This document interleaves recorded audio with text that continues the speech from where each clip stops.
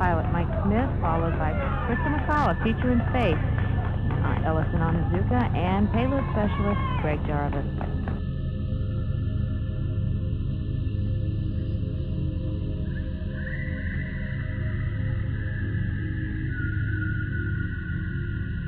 This letter is written to ensure that management is fully aware of the seriousness of the current O-ring erosion problem in the SRM joints from an engineering standpoint.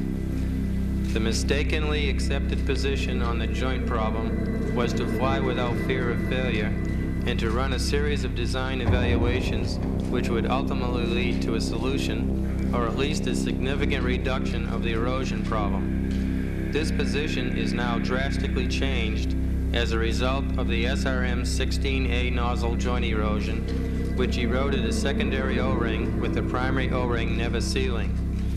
If the same scenario should occur in a field joint, parentheses, and it could, then close parentheses, then it is a jump ball as to the success or failure of the joint, because the secondary O-ring cannot respond to the clevis opening rate and may not be capable of pressurization.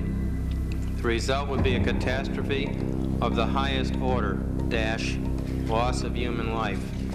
It is my honest and very real fear that if we do not take immediate action to dedicate a team to solve the problem, with the field joint having the #1 priority, then we stand in jeopardy of losing a flight along with all the launch pad facilities. T-minus 10, 9, 8, 7, 6. We have main engine start. 4, 3, 2, 1, and liftoff. Liftoff of the 25th Space Shuttle mission, and it has cleared the tower. Roger, roll, Challenger. Good roll program confirmed. Challenger now heading downrange.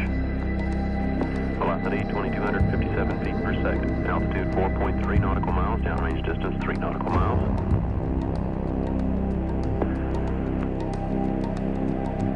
Engines throttling up. 3 engines now at 104%. Challenger, go and throttle up. Roger, go and throttle up.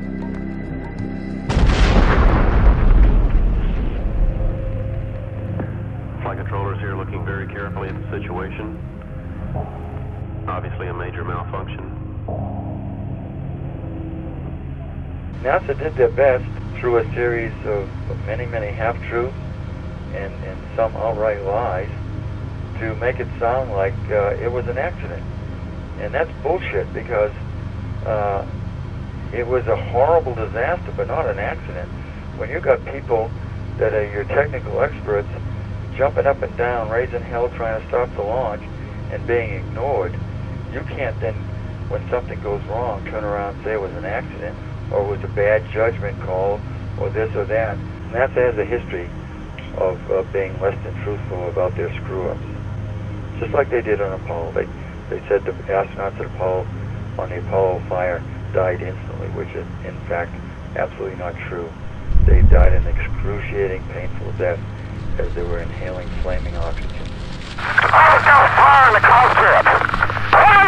Fire! That's how they still operate. Columbia happened for the same reason the Challenger happened. Because you had two managers that were hell-bent to say that everything was okay and just come home. And they burned up and killed the astronauts once again. All because they canceled a $200,000 check of the vehicle from space and or from the ground. And one of the top managers canceled that request. We have a report from the flight dynamics officer that the vehicle has exploded. Flight director confirms that. We are looking at checking with the recovery forces to see what can be done at this point.